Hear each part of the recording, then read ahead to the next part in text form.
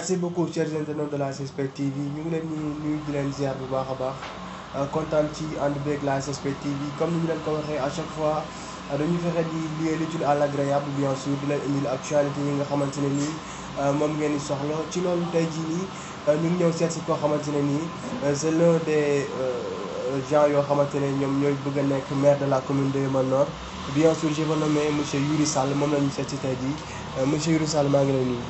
maa ngi lay fay Momo di la remercier aussi ci invitation bi. kontaan si bu baax aussi. alors ñu bala nga nuyu ak ñi nga xamante ne ni ñooy waa commune de Yeumbeul Nord. maa ngi nuyu commune bi nga xamante ni moom laa nekk. commune bi nga xamante ni moom laa bëgg. commune bi nga xamante ni moom laa fonk. mooy la commune de Yeumbeul Nord. parmi les 16 communes. le département de Pikine. maa ngi nuyu képp koo xamante ni yaa ngi yeewoo biir Yeumbeul Nord. góor ak jigéen. d'accord ok comme dañuy daal di song li nga xamante ni moom moo di actualité bi ki nga xamante ne nii tey jii mi ngi toog dañu seetaan à travers la SSP TV te amul chance xam kan mooy Youry Sall kan mooy Youry. bon Youry Sall comme ni mu koy faral di waxee benn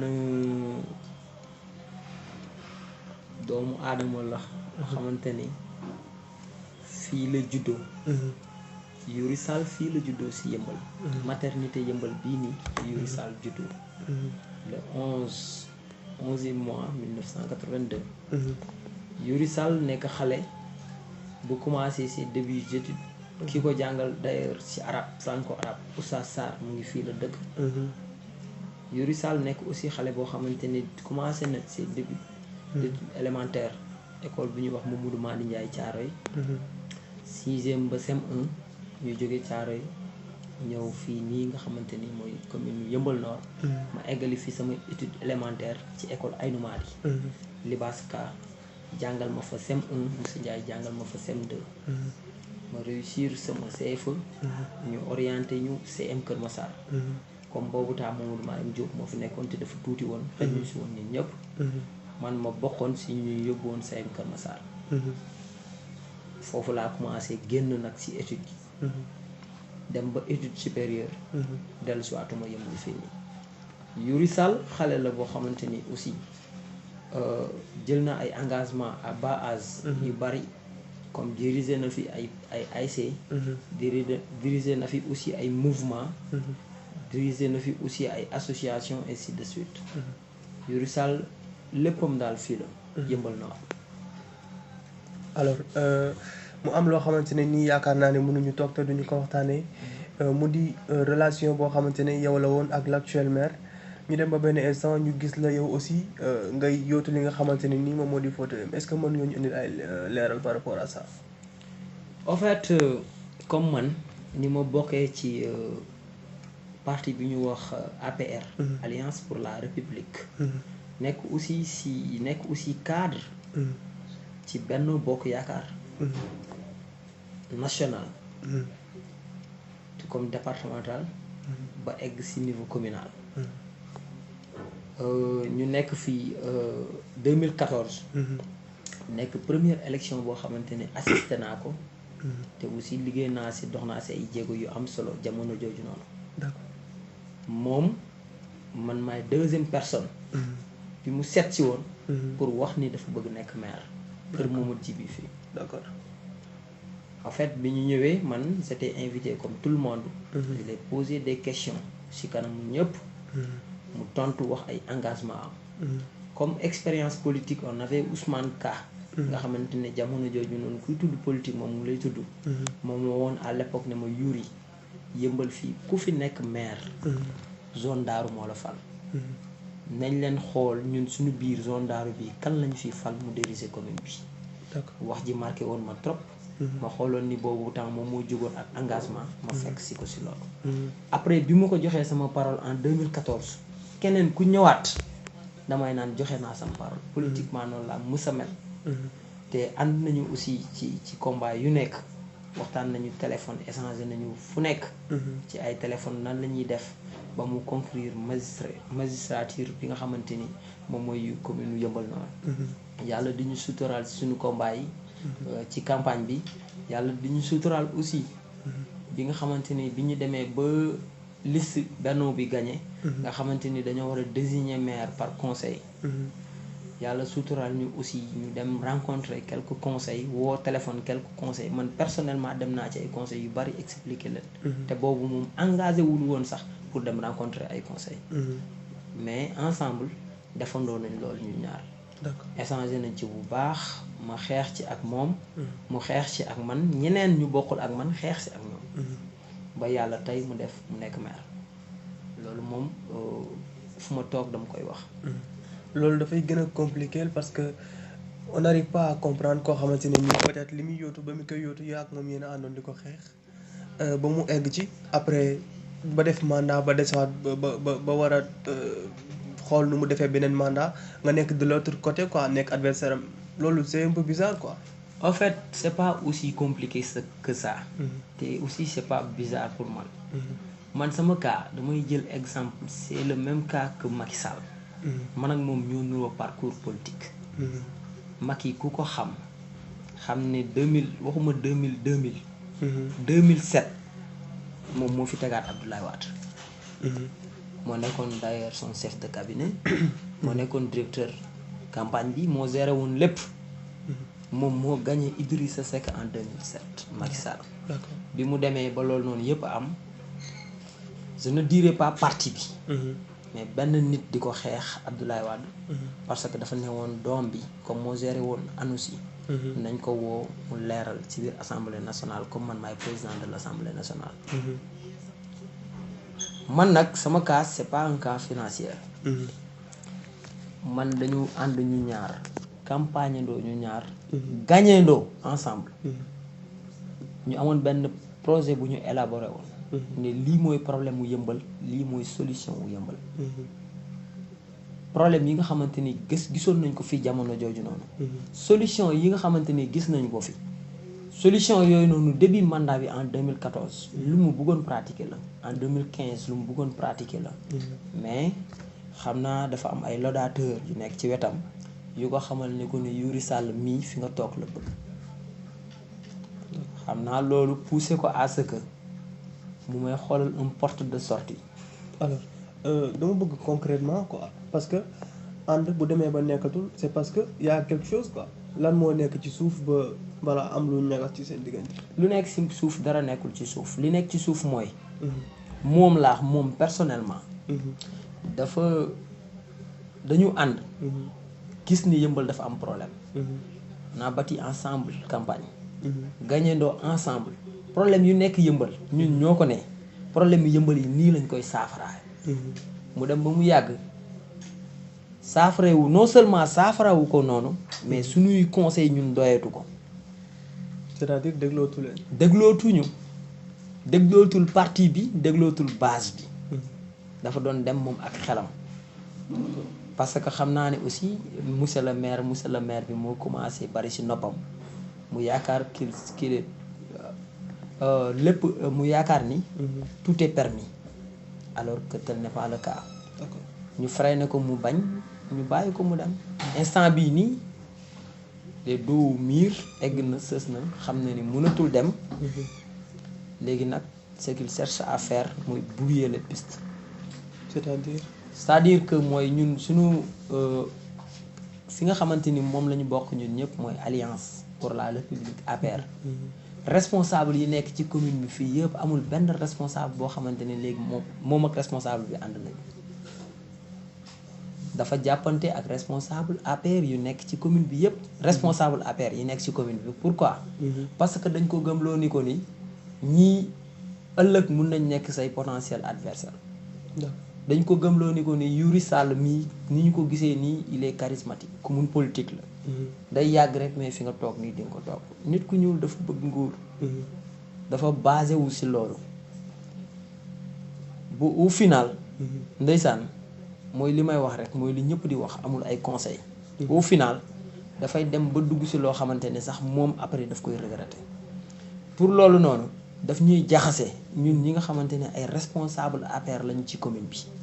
day dem zone Daaru jaxase ko jaxase ñi fa nekk jóge zone Daaru dem zone Asegna jaxase ñi fa nekk. jóge fa dem zone Gadaay jaxase ñi fa nekk. li tubaab di wax diviser pour mieux régner moo fi nekk. d'accord amul benn responsable APR bu nekk fii te doxul sa diggante ak moom. loolu nag ñun on a tout compris que ni du dem. moo tax ñu def ñun suñu biir ay réunion restreinte gis ne ki fi nekk nii. bëggul dara pour diviser ñu pour mieux régner. ñu ne nañu ko arrêté nañu ko stoppé proposer Macky Sall le président Macky Sall beneen candidature. ñu xool ba xam dina ko officialiser ñu ànd ak moom dem ci loolu noonu. alors au sein du parti est-ce que tey jii déggoo am na ci par exemple lu ñu daan gis mooy parti bu nekk dafay yabal ne que voilà diw moom mooy représenté est-ce que ci biir parti bi déggoo ngeen ci kan mooy nekk candidat wala est-ce que d'accord nañu ci candidature Youri Sall. en fait parti bi nga xamante ni moom mooy APR. Alliance pour la République nekk en coalition avec Benno Bokk Yaakaar. Benno Bokk Yaakaar am na plus de 50 partis politiques. am na plus de 50 mouvements. ainsi de suite. fu mu toll nii Benno Bokk Yaakaar il n'y en a pas seul le parti. APR. moo fi exercer ne man sama candidat moo fi nekk non Benno Bokk Yaakaar du APR. dañuy xool ci biir Benno Bokk Yaakaar.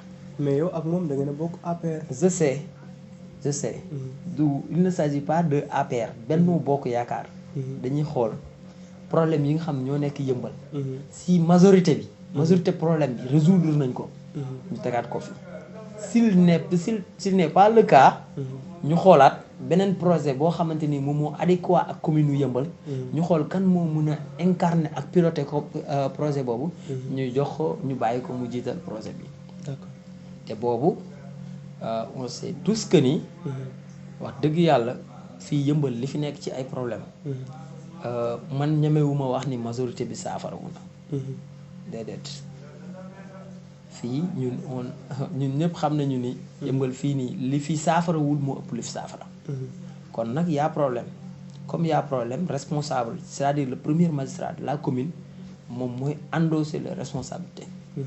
te un jour viendra que ñëpp dinañ comprendre que pourquoi Youri nekkoon si ruqam pourquoi Youri nekkoon si commune am nekkoon si base am ñëpp naan Youri la du Youri sax mais keneen ku dul woon Youri bu jógoon xale yi dañuy topp si ginnaawam. parce que dañoo mer. mag ñi dañuy topp si ginnaawam parce que dañu mer femmes yi mooy GIE yëpp bàjjenu gox yi dañuy topp si ginnaawam parce que dañu mer.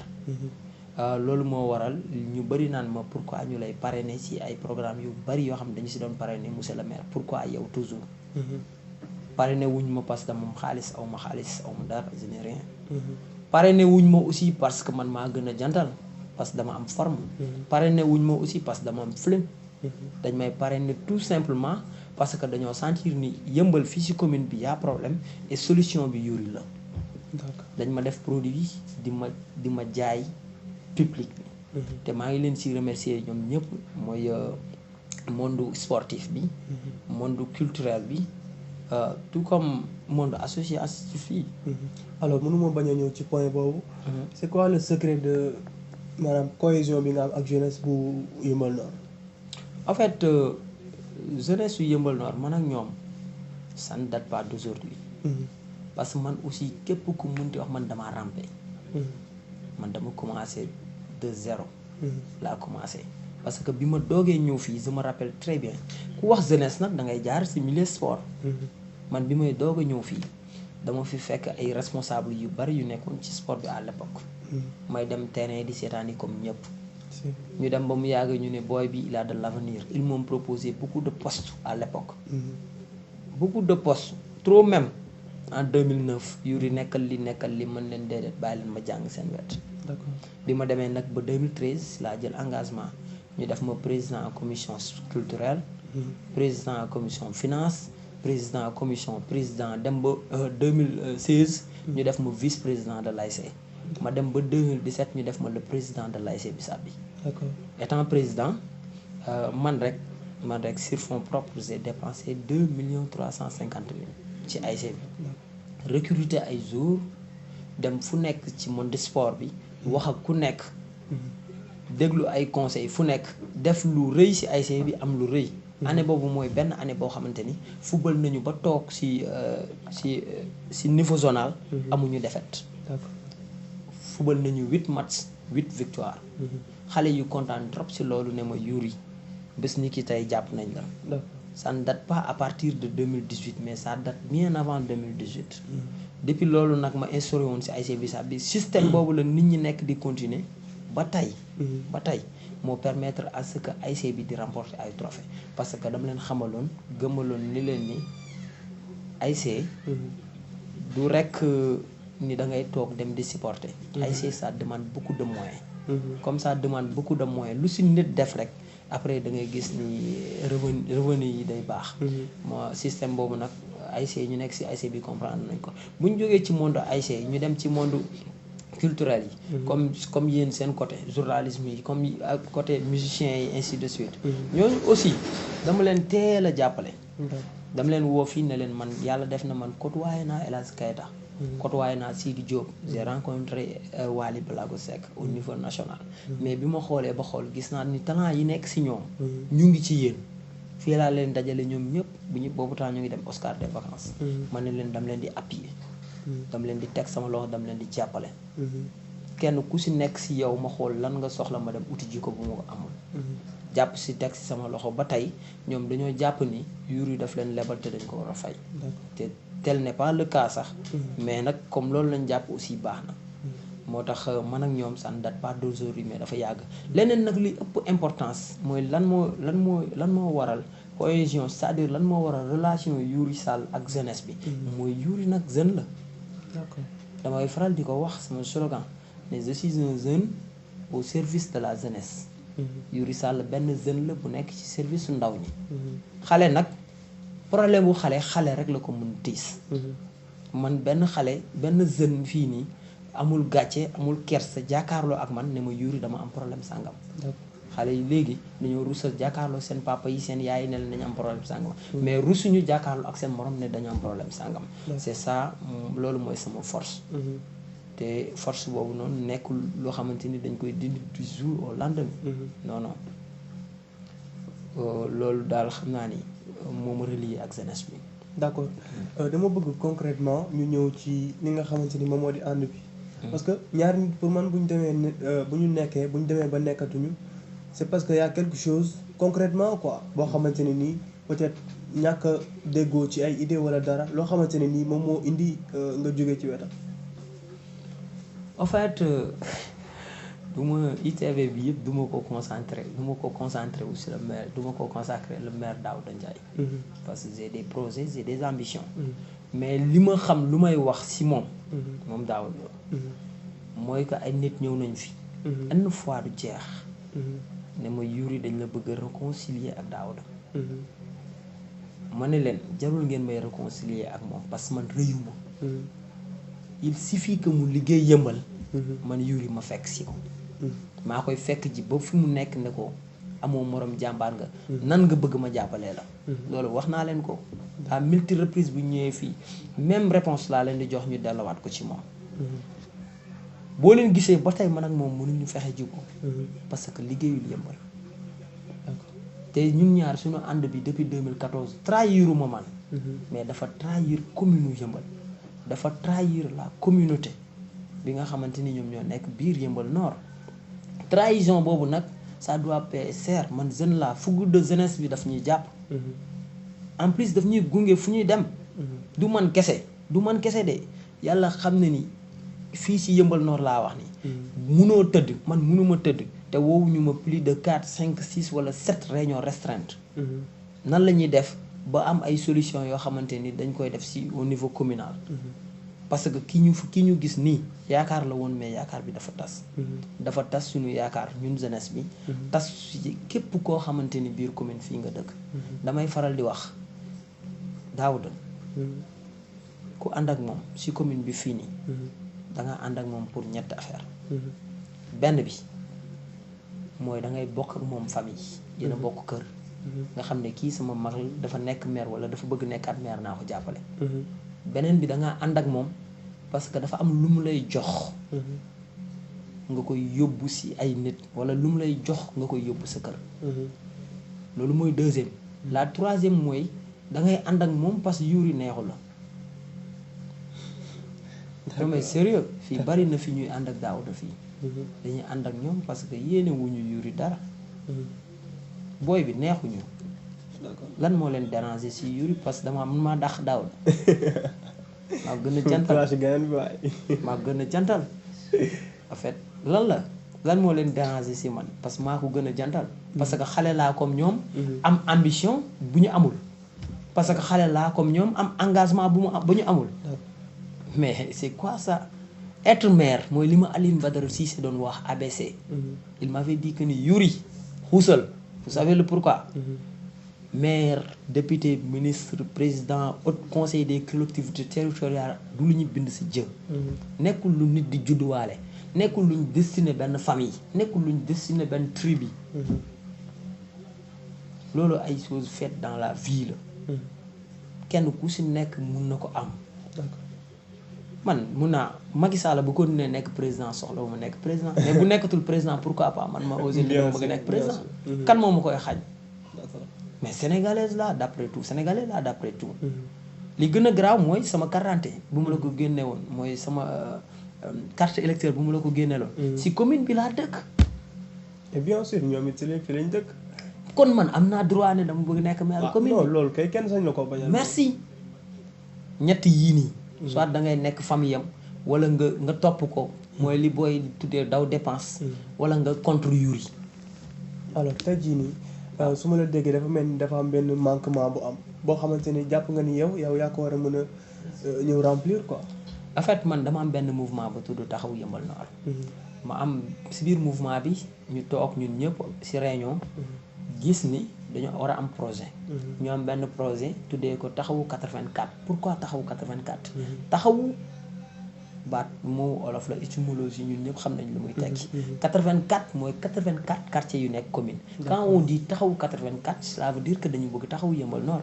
puis pare nga kii ba pare quoi sa benn plan quoi. effectivement mooy suñu projet taxawu 84 mooy taxawu 84 quartiers on est allé voir les chefs des délégués de quartier gis nañ rencontré nañ délégués de quartier yi. rencontré nañ les bàjjenu gox rencontré nañu GIE rencontré nañ les relais communautaires. rencontré nañu les dirigeants les plus hauts dirigeants. Attends. C'est un programme en tant que maire de Yeumbeul Nord quoi. Effectivement. mais yow nekk nga maire. non c'est en fait programme nit du dem ba nekk maire di ko désigner. programme da nga koy désigner bien avant ngay nekk maire. parce que loolu ngay proposer public bi. man avant nekk maire. c'est que on n'avait pas l'habitude de voir loolu noonu quoi. parce que bu njëkkoon jëlee fi diw ñu toog fi lañ daan gis daaw ñu gis. ay programme bii laa fi indi affaire yooyu. non léegi nag tel n'est pas le cas. léegi comme léegi man bu mu la expliquer bu mu la désigner fii nii. ñun suñu programme. dañu ko accentuer wu ci 7 axes. premier axe bi santé la. deuxième axe bi éducation la. troisième axe bi action sociale la. quatrième axe bi éclairage public ak sécurité la.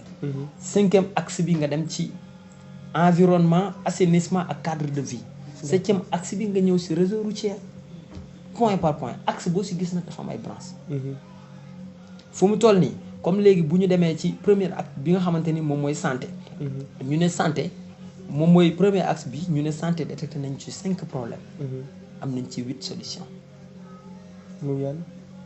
dañ naan santé yëmbal fii nii. d'accord d'après bi ñu rencontré hôpital yi fi nekk. poste de santé yi fi nekk. district de santé yi fi nekk.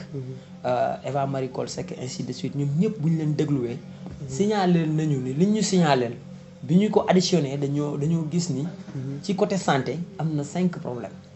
ñu laaj leen problème yi ngeen gis lan moo ciy solution. ñu wax ñu ko ñu boole loolu noonu yëpp ak ñun suñuy solution. ñu boole yëpp mu nekk 8 solutions envisageables.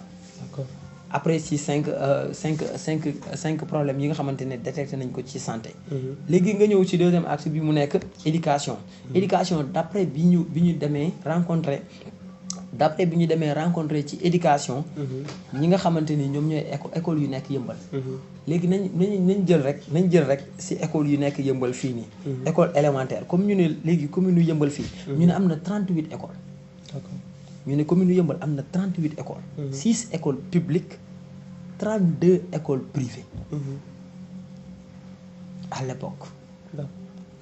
ñu dem rencontrer école yooyu noonu yëpp public yi privé yi demander leen lan ngeen di dund lan mooy seen problème lan ngeen sentir ci éducation bi loo xamante ni waroo leen ko woon sentir ñu exposer ñu seen problème yi ngeen fi tudd ni lan ngeen jàpp ni moom mooy solution bi ñu ne lii ñu jël solution yi ak suñu solution yi ñu am boole ko ci d'accord mooy fii am nañ fi 8 problèmes am nañ fi 11 solutions fii am nañ fi 32 problèmes am nañ fi 57 solutions fii am nañ fi ainsi de suite ba 7 actes yëpp moom loolu mooy taxawu 84 mooy projet Yeumbeul Nord gis nga projet boobu noonu ñu teg dañu xool lii mooy projet Yeumbeul Nord benn genre benn yëre la bu ñu teg ñu ne léegi nag membre yi nga xamante ni ñoo bokk ci taxawu Yeumbeul Nord dañu xool kan moo ko ci sol ñeneen ñu si des ñëpp wala oto la bu taxaw ñu ne membre yi nekk Yeumbeul Nord kan moo ko si mën a piloter ñun ñëpp ñu yéeg si mu yóbbu ñu d'accord c'est ça loolu mooy incarnation mouvement Yeumbeul Nord taxawu Yeumbeul Nord taxawu Yeumbeul Nord nag je ne veux pas dire que ni élection locale yii di ñëw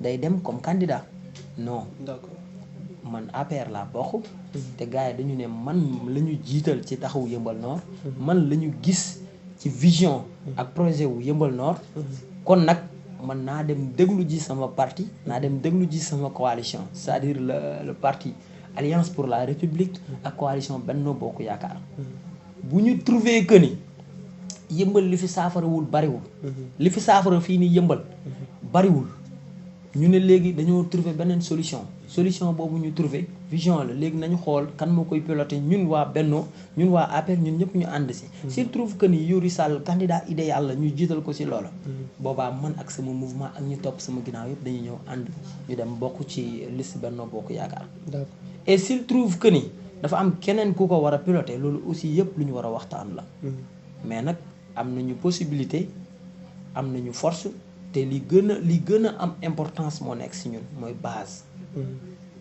parce que defar naa fi ay fiches parrainage man defar naa fi ay fiches parrainage fii mu ngi fii ma denc li ma am si parrainage duma ko wax bu yàgg dara dinaa def point de presse fii wax ñaata parrainage la am d'accord mais bu ma ko génnee j'en suis certain que le président Macky Sall dina ma woone ma Youri Sall ñëwal ma ñëw mu ne mën nañu waxtaan ci commune Yeumbeul Nord loolu moom maa ngi leen ko promettre fii du yàgg dara alors li may jaaxal un peu muy est-ce que tey jii seen divergence mënut a indi benn problème ci bi au sein du parti quoi en fait sama divergence ak moom du indi dara ci parti bi parce que parti APR dafay yaatu boo xamante ni man ak moom yëpp ay melantaan lañu ci biir parti alors bu ngeen bokkee parti je pense que bokk parti ça veut dire bokk ay gis-gis donc yaa ngi moom ngeen wute ay gis-gis ak yeneen nit yi nga xamante ne ni ñoom ngeen sekkal parti bi est-ce que tey jii affaire bi mënoo leen woon toog au sein du parti ngeen lijjanti ko seen biir quoi waaw comme li ko gars yi di waxee le linge sale c'est la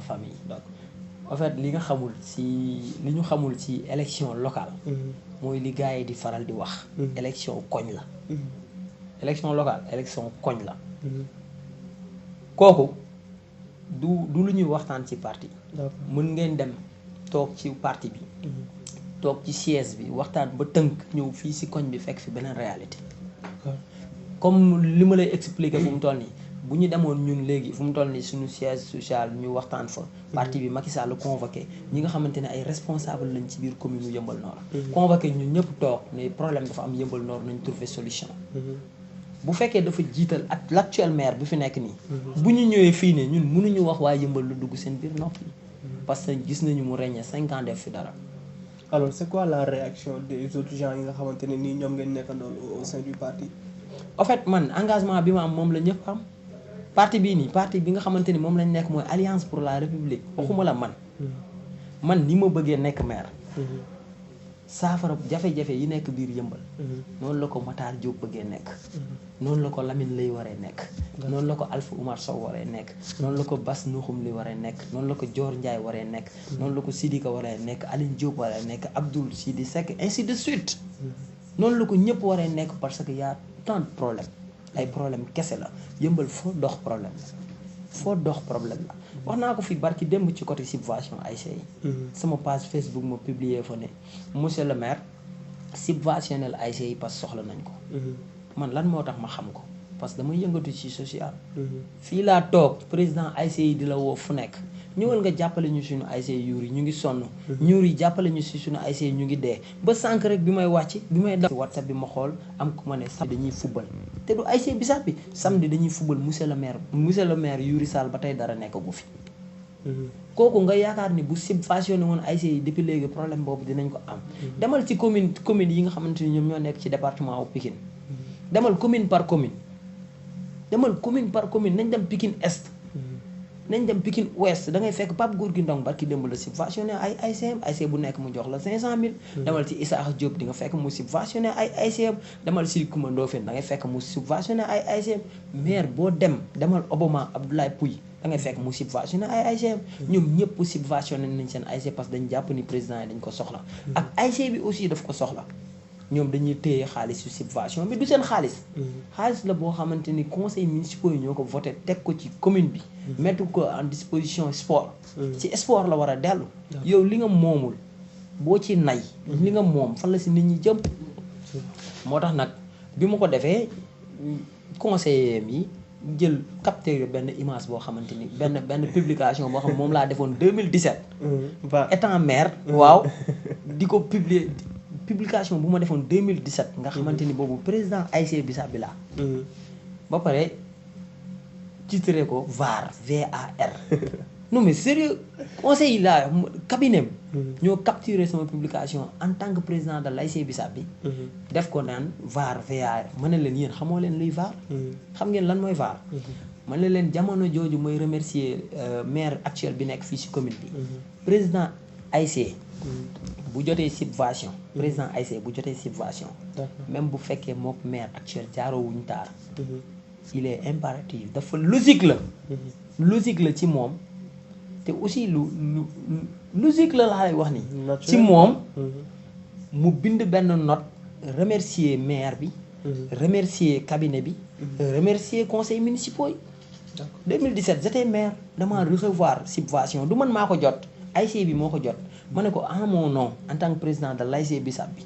maa ngi lay remercier ci acte bi sa subvention bi ñëw na à son heure ñu dem comme léegi am naa ambition politique dem capturer image 2017 ñëw teg ko sama kanam xam nga lan mooy VAR VAR mooy comme li mu def barki démb ci émission Ngonal dafa toog foofu adduna bi yëpp toog di ko seetaan am na ñu nekk ci commune bi di tuddee émission boobu noonu émission de la honte parce que li mu fa wax yëpp di dëgg dafa toog ci émission bi mu ne Yeumbeul Nord bu tawee 10 minutes après bu la neexee nga lal basang teg ataaya loolu la waxoon Ngonal no mais sérieux tey réalité Yeumbeul Nord demal Yeumbeul Nord tey fépp fu doon inondé Yeumbeul dafa inondé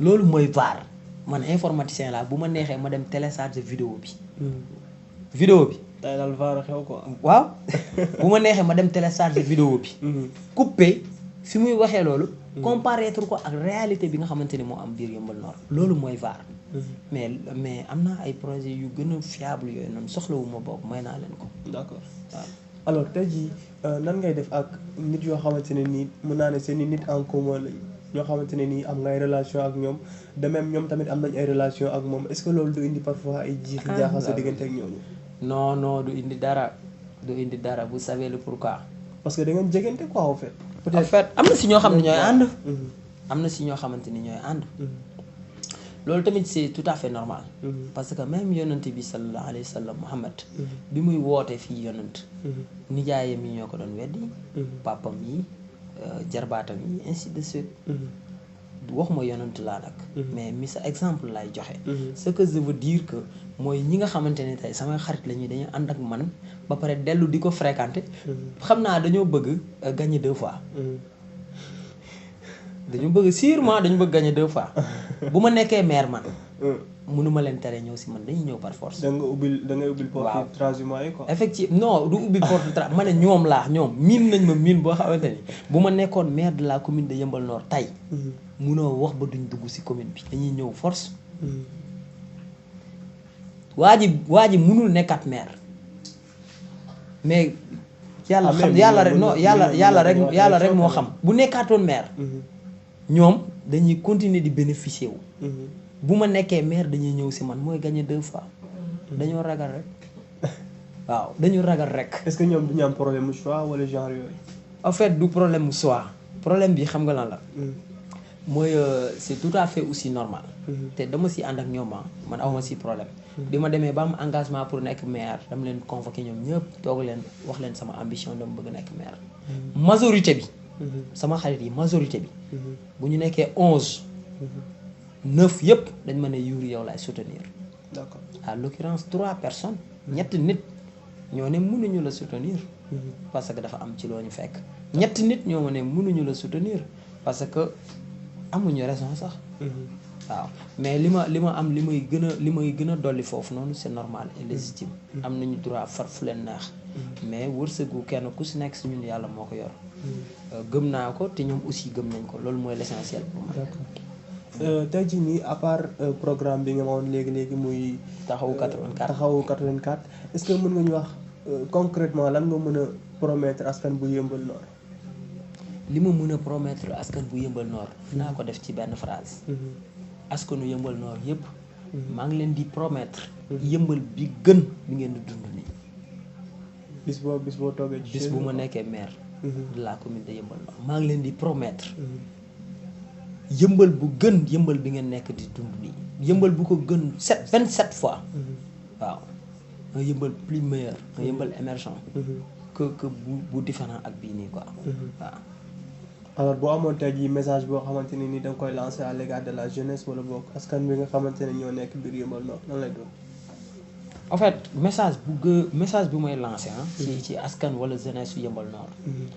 mooy que le maire actuel. ñu ngi ko fal en 2014. 2014 gëstuwul jeunesse bi. 2014 fii la mu fekk. 2015 gëstuwul jeunesse bi. du jeunesse bi rek de ñëpp sax maire yeeg paa yeeg ñëpp. 2017 gëstuwul jeunesse bi. 2018 gëstuwul jeunesse bi 2019 nag élection mu ngi waaj a ñëw. Dakar bi saf na kaani sax nga gis ko sa buntu kër. yàkkamti na ku feebar ba mu ne dalay seet si. yàkkamti na ku xewle ba mu ne dalay ndawtal. yàkkamti na ku ngénte ba mu ne day ñëw. yàkkamti na ku dëj ba mu ne day jaale si. dafay toog di yàkkamti ay xew am. ba mu dem fa naan da leen di jaala wala da leen di mastaw. loolu nag politiquement parlant ñëpp comprendre nañu lan la. c'est quoi le but. nañu yeewu na jeunes yi yeewu. yeewu nañu sax mais nañu gën a yeewu. na paa yi yeewu nañu sax mais nañu gën a yeewu. gis naa ay meeru mbootaay. yoo xamante ni dañoo dajale woon di def ay produits locaux ay céréales affaire yooyu noonu. billaay wallaay wal kitaab ils m'ont dit Yuri ñun bi ñuy juddoo ba tey xam nga lan la ñu xam. mooy yaay buy nax doom. mais li ñu gis ci politique mooy doom buy nax yaay. ñu ne ma fi nga toog nii fi la daaw da toogal. ñëw ne dafa bëgg a nekk maire. ñu jàppale ko tey ba mu nekk maire tey lañ ko gëj a gis. barki démb la ñu loué fii benn place di fa defal suñu céréale ñu am 2 mois. yoo xam ne fayuñu ko borom place bi ne dañuy génne ñu dem si moom pour 40 000 francs. chaque mois 20 000 francs. ba nii ba tey ba sànq ba léegi. barki démb maire yi dañ ma woon ne moom moo leen woon ne da leen di financer.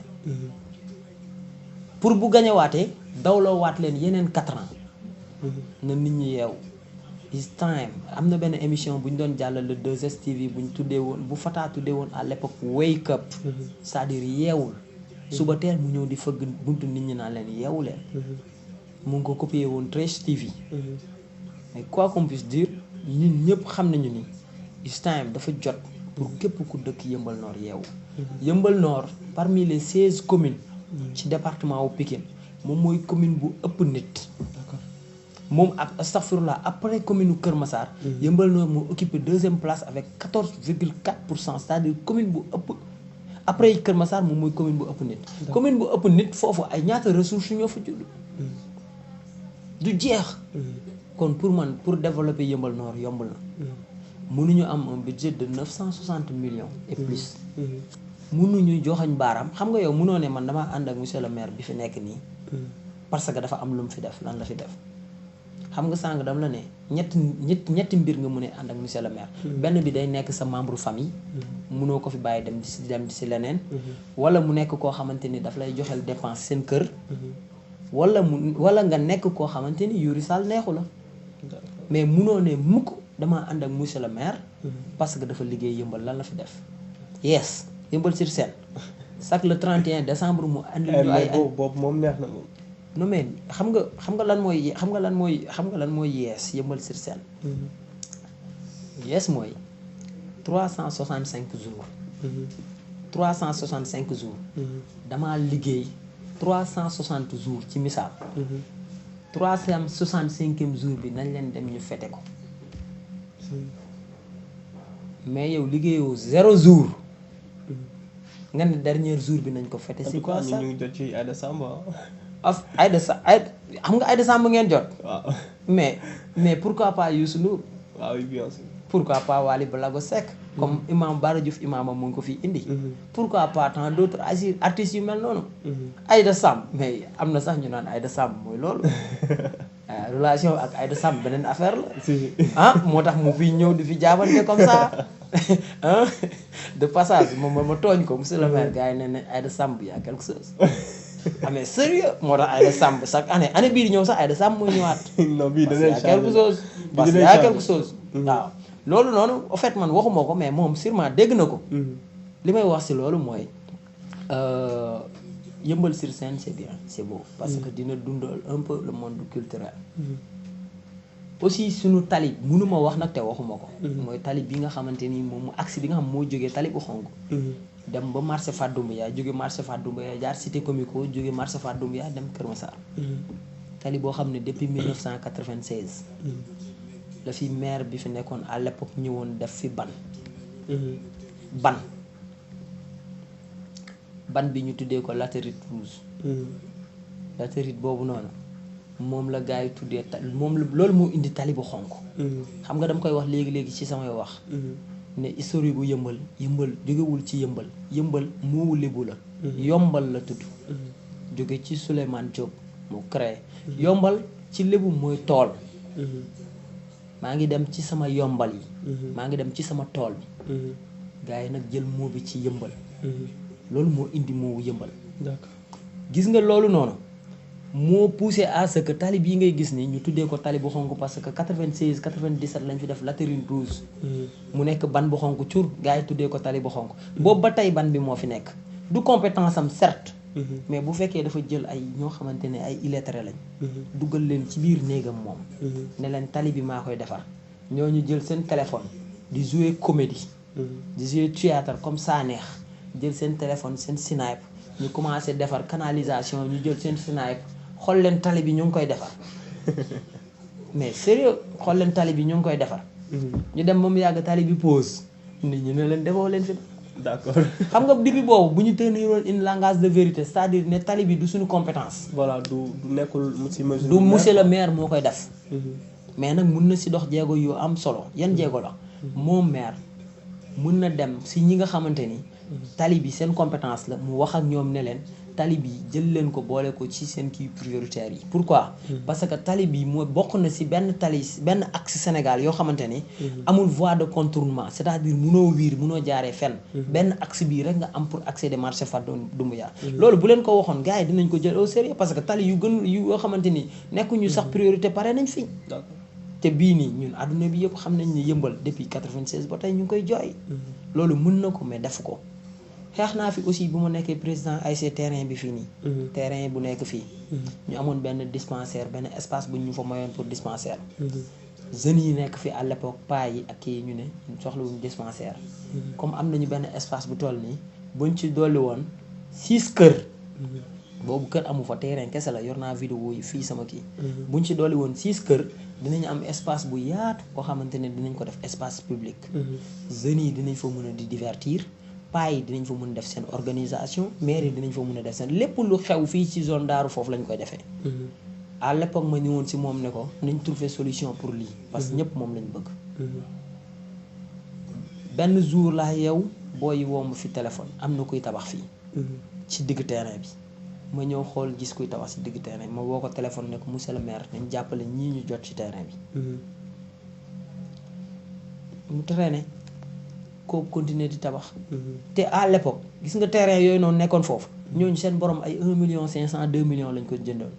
ma ne nañu procéder ci 2 façons benn bi mooy remboursement par espèce. c'est-à-dire ñi jënd fii ñu delloo leen xaalis ñu bàyyi ñu terrain bi ñu dem jënd ci feneen wala changement de destination c'est-à-dire ñu proposer leen yeneen terrain boobu temps ñaari solution yi alternative yooyu noonu yëpp mënoon na nekk mu jël loolu noonu yëpp dëgg ci tànkam teg ci tànkam ne du ci wax ñu convoqué ma fii commissariat police commandant mi entendre ma wax fii wax gauche waa koñ bi yëpp daw fekk ma fa coow li jàppal Yuri am Yuri bàyyil Yuri jeunesse bi dañu xam ne dama yàgg xeex ñu pour ñoom loolu noonu yëpp mu teg ci tànkam waxu ci dara tey demal xool terrain bi doo ko xàmmee waxuma la dara mais espace bi ñu mayoon sax pour dispensaire nga xamante ni ci document administratif boo demee da ngay xool ci digg bi ñu bind fa dispensaire boo ñëwee da ngay fekk modifié nañ ko fi mu nekkoon mooy côté Bour Gueweul léegi jëlee nañ ko foofu indi ko ci côté jàq ji foofu nga xamante ni mooy wet président moo Diop day taa day inondé ñu ne foofu lañ ñuy tabaxal jumaa ji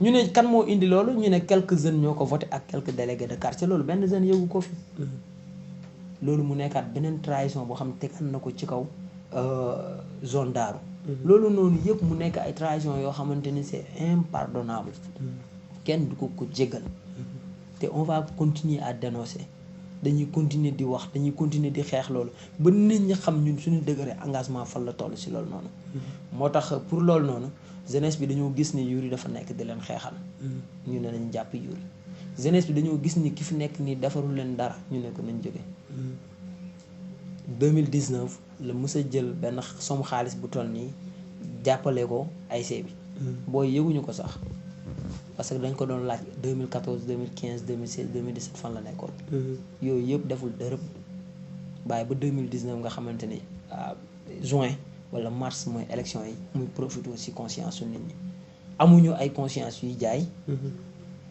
amuñu aussi suñu dignité kenn du ko jënd parce que amul prix langage boobu la jeunesse yi comprendre moo tax nag dara mënuñu reculer woo ci dara combat yu mel noonu yu bari jaar nañ fi passé nañ fi moo tax nag lii fi xew yëpp xew fi waaw. alors pour terminer bu fekkee am na benn point boo xam ne ni bëggoon nga ko élaborer te ñëwuñu ci nga ñëw ci. waaw point bu ma bëggoon élaborer mooy di inviter le président Macky Sall.